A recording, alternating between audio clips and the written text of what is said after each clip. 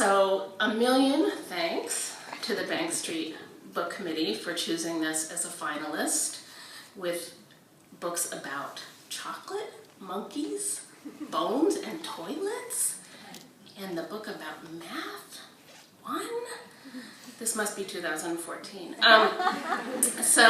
And really 2 million thanks to the Epsilons who voted. Now, if you haven't read the book yet, Paul Erdős called children epsilons because an epsilon is a very small thing in math. And I could have put my PowerPoint up there, but these are these special cards that I will tell you about in a moment, and this is an epsilon on it. A little bit about why I wrote the book. So I was one little girl who loved math and was pretty good at it. I was one tween who loved math and was pretty good at it. And then I took trigonometry, and I didn't understand a single word that was being said in the class. You know, it might have been French, because I took Spanish. But I really didn't understand anything, and so I became a negative girl who loved math. But still, being the ambitious person that I was, I managed to somehow pass trigonometry and take calculus. And I passed because Mr. Huntsberger said to me, well, I know you're smart, so I'm going to give you a B. That was the 1970s. God love the 1970s. So then I graduated, went to college where there were no requirements, and so therefore took no math. And immediately after college, fell in love with a guy who loved science, but was terrible at math.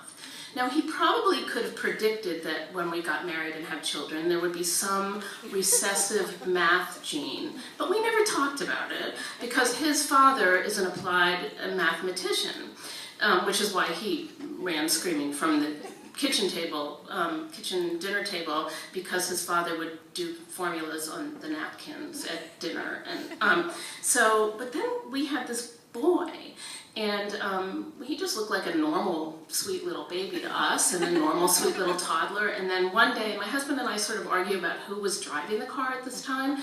But this little boy in the back seat, who could barely speak, said, and I'm going to say it was me, because I'm the one who's up here, Mommy, do you know that a 6 is a 9 turned upside down? I thought, And very soon that boy, we lived in Pennsylvania, and we'd go out to dinner to Perkins, or, the thing with the golden arches, and they have these paper placemats everywhere you take your children for dinner in Pennsylvania. And Aaron would say, give me math problems.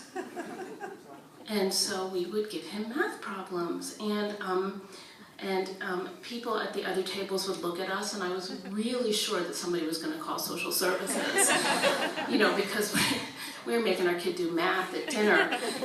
But very, very quickly, he would say to us, that's not hard enough. That's not hard enough. And I'm talking like first grade, second grade. And so we called the applied mathematician, Grandpa, and said, you have to be the math parent. And so long distance, he became the math parent, and thank you very much, taught Aaron algebra, and I think, Aaron, was it first grade?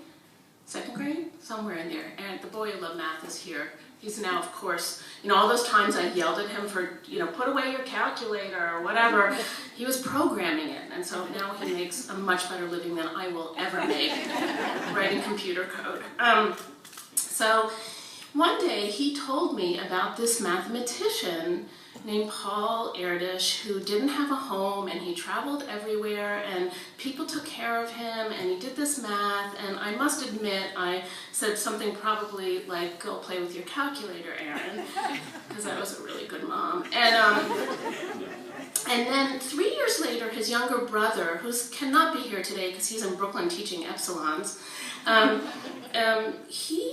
he was not the math guy so much, he was more the humanities theater guy, and he came home and he told me about Paul Erdős. He had learned about him from his middle school teacher.